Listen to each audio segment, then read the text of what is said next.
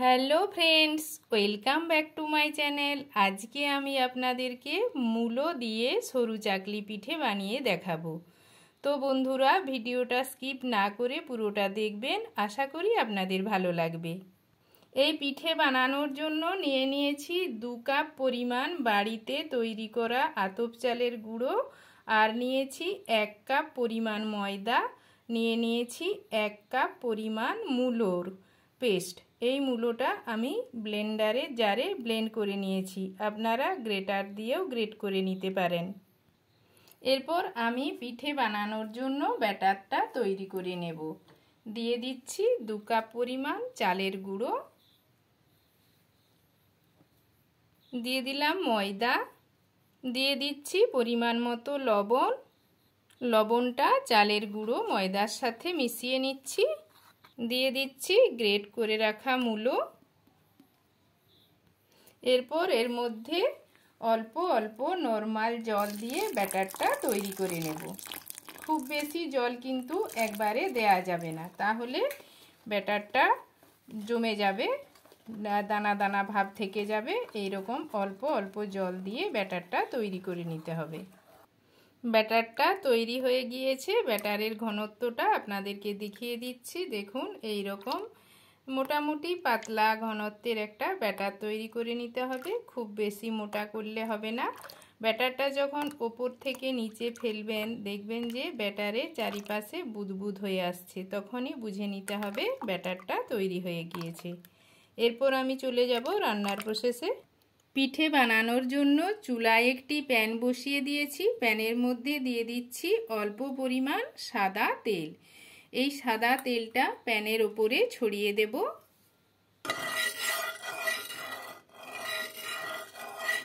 তেলটা প্যানের চারিপাশে ছড়িয়ে দিয়েছি। এরপর এটাকে মিডিয়াম ফ্লেমে গরম হতে দেব। প্যানটা গরম হয়ে গিয়েছে। এখানে একটা টিস্যু পেপার নিয়ে নিয়েছি। এই টিস্যু পেপারটা দিয়ে এর ওপরে যে এক্সট্রা তেলটা আছে এটাকে আমি মুছে দিচ্ছি। আপনারা সাদা ন্যাকড়া দিয়েও মুছে দিতে পারেন। এখন প্যানের মধ্যে দিয়ে দিচ্ছি 1 হাতা পরিমাণ ব্যাটার। ব্যাটারটা প্যানের ওপরে ভালো করে এই চামচের পেছন দিয়ে ছড়িয়ে নিচ্ছি। এরপর এটাকে ঢাকনা দিয়ে ঢেকে 30 সেকেন্ডের মতো হতে দেব।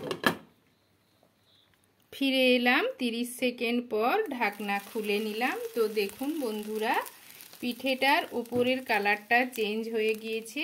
এই সময় বুঝে নিতে হবে পিঠেটা তৈরি হয়ে গিয়েছে। এরপর এটাকে আমি নামিয়ে নেব।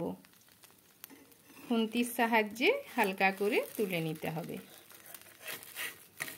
তো দেখুন বন্ধুরা, পিঠেটা আমার তৈরি হয়ে গিয়েছে।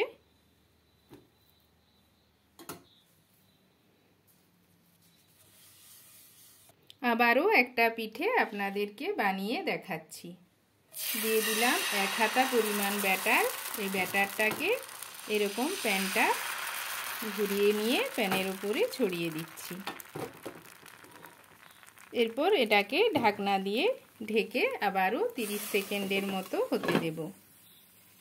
ফিরে এলাম 30 সেকেন্ড পর, ঢাকনা খুলে নিলাম। দেখুন এই পিঠেটাও তৈরি হয়ে গিয়েছে। ওপরের কালারটা চেঞ্জ হয়ে গিয়েছে। এটাকেও আমি প্যান থেকে তুলে নিচ্ছি। এইরকমভাবেই আমি সব পিঠেগুলো তৈরি করে নেব।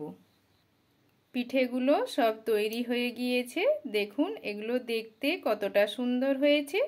এগুলো দেখতে যতটা সুন্দর হয়েছে, খেতেও কিন্তু খুব ভালো লাগবে।